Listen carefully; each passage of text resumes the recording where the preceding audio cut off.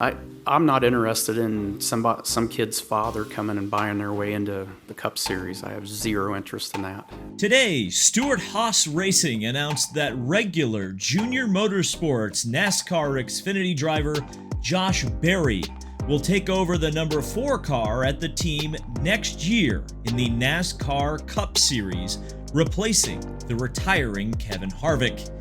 The highlight of the press conference announcing Josh Berry today, though, was team owner Tony Stewart's comments on pay drivers who are paying to be there, their parents, and their age, and whether or not they are capable of racing in the NASCAR Cup Series.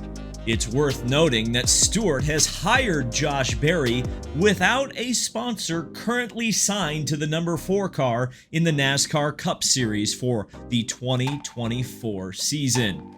As usual, Tony has given us a lot to discuss. So let's get right into Tony's fiery comments. First, he discusses his feelings about pay drivers in the NASCAR Cup Series, and watch out, it gets spicy because he pulls no punches. And then listen to his comments about the funding situation on the number 4 car, because I think it's very telling some of the anger and some of the frustration coming from Tony Stewart about pay drivers when he has gone out and hired a driver with some serious talent. We already know that Busch Beer is likely already out the door at Stewart Haas Racing and maybe headed to Team Trackhouse to sponsor Ross Chastain. So I guess watch this space. Here's Tony during the press conference today. I'm not interested in some kid's father coming and buying their way into the Cup Series. I have zero interest in that. We want guys that earn their way, that work hard, that understand the values that it takes to be a top-tier driver, not one that just got his high school diploma and now all of a sudden he's a Cup driver.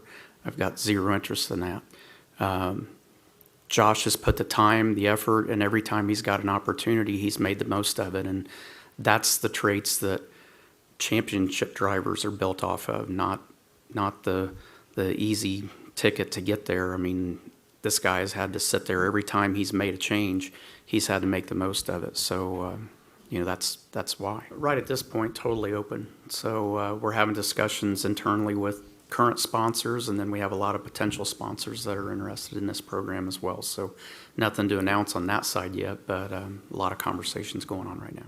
All right. I think we have a lot to break down about Tony Stewart's comments in the press conference today about pay drivers in NASCAR. And I will obviously give some of my perspective on this because I think I have a bit of a unique perspective in terms of pay drivers and racing in the modern era. So number one, Stewart Haas Racing employs pay drivers. This is no secret. It's been this way for quite a few years, and it kind of sheds an interesting light on Tony Stewart's comments, in my opinion, because you don't even have to go out of the Cup Series with Stewart Haas Racing's activities to find a pay driver. That pay driver's name is Eric Almirola. He drives the 10 car, if you don't already know. And he is so integral to the sponsorship of that car. He was originally intending on retiring a couple of years ago, and Stewart Haas Racing had to talk him out of retirement because they were going to lose their sponsor, Smithfield. Smithfield didn't want to be with any other driver other than Eric Almirola. They were so tied to him, and if Eric wasn't there, they were going to leave. I think much like a lot of the sponsors tied to Kevin Harvick right now, and part of the reason why there's a question about funding for the car as a whole, which is hard to believe, but I guess we'll talk about it a little bit later. Maybe it's not so hard to believe. Then we go to the Xfinity Series in Stewart Haas Racing, and we don't have to go very far to find another driver who was up until very recently in the Cup Series and for all intents and purposes was a pay driver. That is Cole Custer. Now, we have to be very clear here. Pay driver does not mean that they are not talented or aren't capable of winning races. As we've seen with Cole Custer, he's won races in the Cup Series, won races in the Xfinity Series, competitive in both series. But at the end of the day, it is interesting and curious to hear Tony Stewart's comments when Eric Almirola and Cole Custer were both in the Cup Series last year. and Eric Almirola continues to be in the Cup Series. And when we're talking about Xfinity, it's worth noting as well, Riley Herbst brings sponsorship. Monster sponsorship, in fact. And that's kind of where another head scratcher came in for me, because Tony Stewart seemed to get pretty specific in terms of the 18-year-old just out of high school in the Cup Series. Because as far as I can tell, there is one driver that describes. And it just so happens to be the grandson of a former team owner of Tony Stewart's, Ty Gibbs. And so if someone was to be upset about that, it would probably be Tony Stewart, because not only is he currently employing a pay driver with Monster sponsorship, but that driver would have been closely associated with Ty Gibbs, and of course, Tony Stewart, used to drive for Joe Gibbs Racing, obviously doesn't anymore. He employs former Joe Gibbs employees like Greg Zipadelli, who is sitting right next to Tony Stewart. I wonder sometimes what the internal discussions are like at the Stewart-Haas racing team, particularly about pay drivers, which is a bit curious as well, I think, just kind of thinking about why Tony Stewart is pressed specifically, it seems, about Ty Gibbs. I mean, I understand there's a lot of people who have said a lot of things about Ty Gibbs and why he's in the ride that he is, and whether or not he's earned it. Fair enough, I guess. But those comments seemed decidedly pointed to me. And I guess that gets us to the pay driver debate.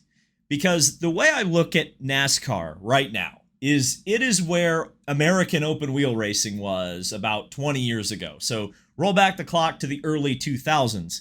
You have a lot of the corporate sponsorship either backing off the throttle or leaving entirely, which has left some massive gaps on teams. There's less and less real sponsorship now in NASCAR than there was 5, 10, 15, 20 years ago. What that does when you don't have real sponsorships is you have to cover off the cost somehow, because no matter how much NASCAR will talk about cost savings and the next gen car and how great it is, at the end of the day, racing, Roger Penske, I always say this, Roger Penske is not getting less from Shell now than he got from Shell 10 to 15 years ago. That budget remains the same, no matter how cheap the cars are. And God forbid if Shell left Roger Penske, which wouldn't happen, by the way, but if it did happen, somehow Penske's going to have to fill that role on his team.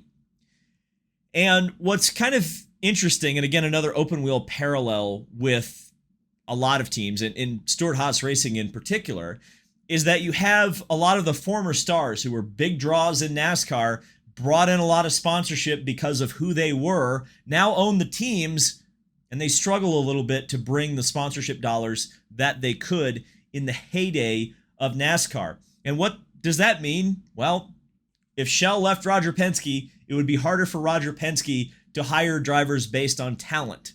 And that's what's so curious about this situation, because Tony Stewart has clearly hired a driver based on talent, and the sport is better for that, in my opinion. But because the NASCAR bubble got so big, I'm curious and wonder how many more drivers will be coming down the line that will be hired based solely on talent and without a sponsorship dime to bring to a racing team. I think as things go forward, appreciate this Josh Berry signing, because my suspicion is you're going to see more and more 18-year-olds with a lot of money just out of high school ending up in the NASCAR Cup Series, because the budgets aren't going to go down, but the budget requirements are going to remain at least equal to what they are now. So they're going to have to cover those bases somewhere, and oftentimes it means reaching in daddy's pocket. Josh Berry, however, I just want to say real quick, I'm very happy to see that he signed full-time in the NASCAR Cup Series. He's been one of the most impressive, in my opinion, drivers in the NASCAR Xfinity Series, and especially the most talented driver who was yet to move up to the Cup Series on a full-time basis, though he has done some fill-in duties this year for Hendrick Motorsports, as their drivers have spent more time in the hospital, it seems, than in the actual race seats this year. But I'm happy for Josh Berry, and I'm excited to see what he does replacing Kevin Harvick next year. But I am curious about the sponsorship, because we've seen so many times, so many issues, especially recently. Kyle Busch is a great example. Denny Hamlin's about to be a great example of a driver and team in NASCAR that has a hard time filling sponsorship obligations for a car.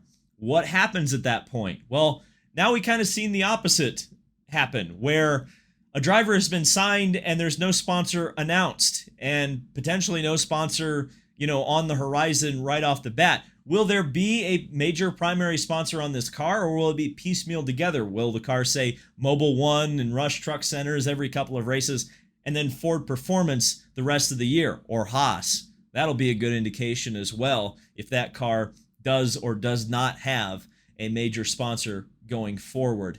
A lot of interesting things. Tony Stewart always brings to the discussion because he's an old school racer, and old school racers know how to promote the sport. Thank you guys so much for watching. This has been David Land on YouTube. Subscribe for more motorsport content, and I'll see you in the next video.